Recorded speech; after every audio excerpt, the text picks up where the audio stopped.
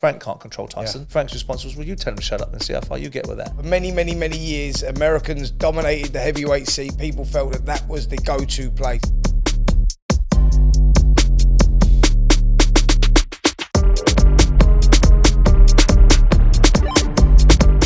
Welcome to Talk Boxing, the Q&A with Simon Jordan and Spencer Oliver. This is the show where you get to ask us questions and we get to give you answers. So with no further ado, Spence, we'll kick on with the following questions. All right, Spence, first up is a question from Pete Wood. And it's a straightforward question. Andre Ward or Canelo Alvarez? I'm assuming that means if they're fighting one another. Yeah. Okay. Who would win? Andre Ward. Yeah, I'm inclined to go in that camp. I'm going on Andre Ward, definitely. I just think that he's the bigger of the guys. You know, Canelo was the smaller guy coming up into, he's not really a super middleweight, if I'm honest. Andre Ward's a big guy, and he always finds a way to win. If you look at the way he sort of nullified Cole Frotch, for instance, I just think that technically, Kessler, technically he's great, and for me, Andre Ward. Yep, I'm not going to argue with you just for the sake of it. I think exactly the same. I think stylistically, Andre Ward was one of the best fighters to ever lace up gloves. I'm not suggesting that Canelo Alvarez doesn't fall into that camp as well. I just think in that particular matchup that Ward would have the tools to deal with Alvarez in a similar way that Dimitri Bivol had the tools. I agree. Next one is from Non-League Football. It says, who's in control, interesting one, who's in control of a boxer's career? The promoter or the boxer? And has control changed over the years? Depending on who the boxer is. Absolutely. That's going to be my answer. Depending on who the boxer is. And you're thinking of Tyson Fury, right? In the instance of Tyson Fury, he tells Frank what he's going to do. Absolutely. Yeah. Tyson Fury, he's in control of his own destiny. Don't worry about that. You know, and you had people like, I'm going to use an example. So, Audley Harrison. When Audley Harrison won the Olympic gold medal... Audley. Yeah, absolutely. Earned a lot of money, though. Yeah. When he won the Olympic gold medal, he was in control of his own destiny. So he ended up doing a deal with the BBC for £1 million or whatever it was, and he picked his first eight opponents. So depending on who the fighter is... He was unique, wasn't he, in that respect? But the promoter is the one that puts on the show. The matchmaker is the one that will make the fight for the boxer. Yeah. But ultimately, the guy that makes the decision is the trainer. The trainer says, yeah, I want him, or no, I don't. Yeah. And I think that's where you're at. So, but it's all about stages of their careers. That's how it would work at the end. But it also depends upon gets bigger. It also depends upon relationships, doesn't it? It also depends upon the nature of the relationship between the key component parts, which you've talked about. The trainer is ultimately the one that you describe as taking the fight. Yeah. But fighters are very much also in the belief that promoters will make the fights for them, give them the opportunities, see them right. Yeah. Hasn't always been the way. Yeah. If you want to talk to Tim Witherspoon about Don King and what he thinks of what Don King did to him, you'll find out perhaps that fighters in previous incarnations were manipulated and abused by all those around them. Yeah. And that's an unfortunate tragedy of the fight game. But I think now as we move into a digital age, I think fighters are much more savvy, much more aware. But promoters get them the opportunity as well. Like, you know, you go. Well, that's my point. Yeah. They get them the opportunity. They facilitate the solutions. They make the deals happen. Yeah. And they put them in the way of both trainer and fighter. Sure. And between the trainer and the fighter, as you suggest, is an outcome. Yeah. I think with the bigger fighters, the top of the tree fighters like Tyson Fury, you've seen it in action. Sure. You know, Frank can't control Tyson. Yeah. You know, I said to Frank when Tyson was setting deadlines, I said, why don't you just tell him to shut up and let you do your job, and he'll do his. Sure. And Frank's response was, well, you tell him to shut up and see how far you get with that. And I suppose that is an argument when you've got an elite, charismatic, intelligent, aware fighter that knows their worth. They, in the end, you know, you wonder how much in the older days when Muhammad Ali was steering his career, how much of Don King's influence and people's influence around him made him fight people like Ernie Shavers or Ken Norton, people like that, which weren't great fights, or put him in with Leon Spinks, or put him back in with Larry Holmes when it was all too late for Muhammad Ali. Don King thought about Don King and only Don King. Yeah. He didn't think about the fighters, and that is for sure. You know, you also find yourself in a position as well where certain promoters on certain networks can't work together, and other people have to come in, broker the deal. And that's the kind of stuff we've got to cut out. Yeah. We've got to see fights being made. But anyway, moving on to the next question. This is from Welsh Paul. Hope you're singing Delilah, Paul. You have a chance to see two boxers in any era in a matchup. Which fight do you pick? And I'm sorry, guys, but I'm not going to stick with just two fighters. I've done my little busy list. Right, so like my dinner party, there's going to be more than one. All right, can we do a couple of fights? Can we? No, I didn't say you could do more than one, did I? Well, hold on a minute. Well, how many have you got, Spence? No, so what are you saying? Like, so what? 2 fights from different eras that I can put together to the fight that I'd like to have seen. I didn't stutter. I said you have a chance to see 2 boxers in any era in a matchup. Which fight do you pick? But, all right. So I'm going to go with what, like a Sugar Ray Leonard versus Aaron Pryor type fight, which was a good fight, a fight that never happened. I'm chomping at a bit just to get my information. Marquez versus Eric Morales, another great fight that never happened.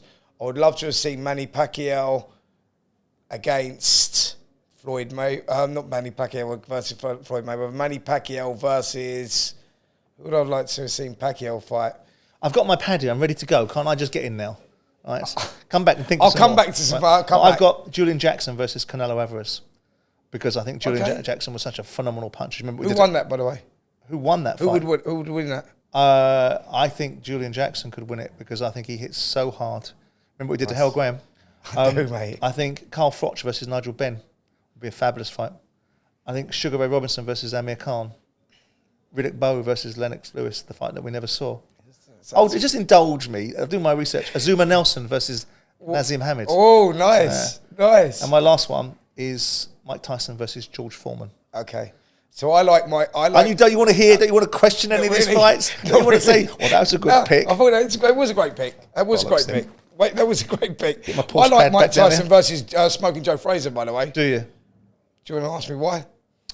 No, I'm going to show you as much interest as you showed in mine, you little sod. No. What would be your pick of those fights? What would be the number one? So, honestly, you've obviously done your research. Honestly, half of them fighters you don't know, by the way. Let me think. I do, actually. Azuma Nelson. Yes, I bloody do. I watched him knock out I stayed at Azuma Nelson's house. Can I tell you about that? Can I tell you about that? You did. You do it regularly with Jim as you take me down a trip down Amnesia Lane, which I fall asleep in. I would like to see my new mate, Carl Froch versus Nigel Benn. Who would win? On this instance, I'm going to go with Carl. Is that because Nigel's over in Australia, so the chances of you seeing because we've seen that what Nigel has is an innate ability to knock people out. You're going for the Dark Destroyer, you're going against him. I am. What Nigel has an innate ability. I know that he beat McLennan. I know McLennan beat everyone. Right? Because if you look at McLennan's record before he got in with Nigel Benn, it was remarkable who he had beaten, right? And how he'd beaten them. But I just think when you see... I know that Carl got beaten by Andre Ward, but we've just made a case for Andre Ward being one of the best fighters of all time, right? So we can put that to one side. I know he got beat by Mikkel Kessler and avenged that defeat. But when you see Carl Froch and you see what he can take and the punishment he got dished out by George Groves, and now I'm not suggesting George Groves hits as hard as Nigel Benn. I just got a feeling that in this fight, my new mate, would beat... Froch had an engine that would go for 12 rounds, as we saw against Jermaine Taylor when he won that fight in the dying seconds. In the dying seconds of the 12th, And Nigel Benn, fatigue would set in after 6-7 rounds because he used to load up with a shot. So you've got a case there. Thank you. Do you want to finish this off with who the fight you'd most like to see? Fine. Okay, Spence. Not really. Right. I mean, I've said some great fights. I'll pull it out. You'll be the judge out there. I think the effort that I put into these sort of scenarios is well worth a mention and well worth some engagement. And the thought as well. Azuma Nelson versus Nazim Hamid. I like that. Not bad, that is it. Finally, Shane Dog. Over the years, there have been many... Over the years, how have I reached a point when I'm on a show referring to someone as Shane Dog? Didn't I used to be a captain of industry? I'm sure I did. Right? Maybe I am a charlatan, Eddie. You've got it right.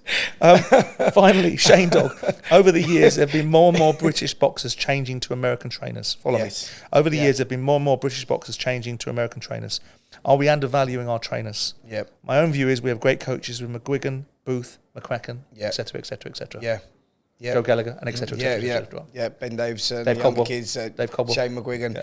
Yeah, I think that the reason that fighters, why they're not overlooking the British trainers, I think it's more than that. I think that the fighters are doing that because fighters become stale and they feel like they need something to kick them up, like change it up.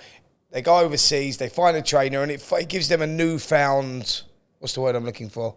Energy, momentum, vitality. Yeah, newfound energy. That's good enough. Newfound energy. Quite basic, but that's good enough. And I believe that's why they do it. Okay, let me rephrase the question. Yeah. Is this for Big Dog?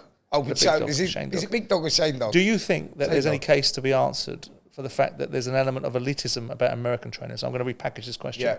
Do you think our trainers rank up there with theirs? Because you've got all these legendary trainers in America. You had Emmanuel Stewart, you had Freddie Roach, you had a whole bunch of them, right? And Sugar Hill, and a whole bunch of them, right?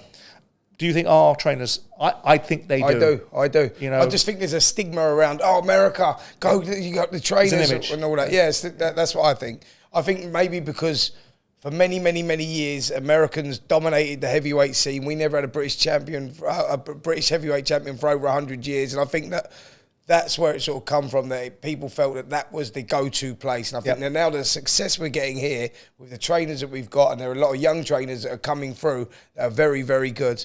I think that the tide is turning. The only caveat to that is that we're going through British trainers and back into American trainers. Anthony's gone from McCracken into American trainers. Yeah. You know, Tyson's now landed where he's landed. Yeah. You know, so there is an argument to be said that maybe just at certain weight classes and certain spaces, people are looking at those going, these guys are the top of that division. Maybe.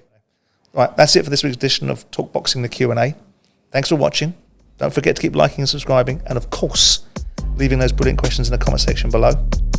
And me and the little fella, see you next week.